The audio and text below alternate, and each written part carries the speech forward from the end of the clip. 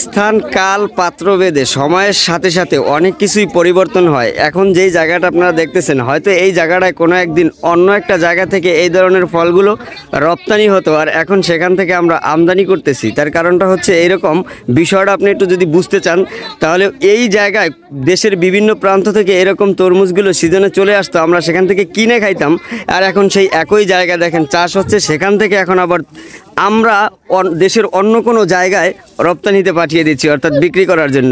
সুতরাং এই একইভাবে যে কোনো বিষয়গুলোর যে এক জায়গায় মানে আপনি যেখানে অনেক কিছু পাবেন, আবার সেখানে কোনো এক সময় কোনো কিছু পাবেন না, আবার যেখানে কোনো কিছু পাওয়ার আশা করা যাবে সেখানে আবার কোনো কিছু আপনি খুঁজেই পাবেন না, এরকম বিষয়টা দেখেন। এখান থেকে কিন্তু রপ্তানি আমদানি হওয়ার কথা ছিল না বিষয়টা। এই যে দেখেন এখন এরা কিন্তু সবাই ব্যবসায়ী বা বড় বড় বিজনেস ম্যাগনেট হয়ে গেছে, এরকম বিষয়টা। এই জায়গাতে আমরা অন্য কোথাও, দেশের অন্য কোথাও থেকে চলে আসতো, আমরা কিনে খাইতাম, আর এখন সেই জায়গাটা থেকে দেশের বিভিন্ন প্রান্তে রপ্তানি হচ্ছে।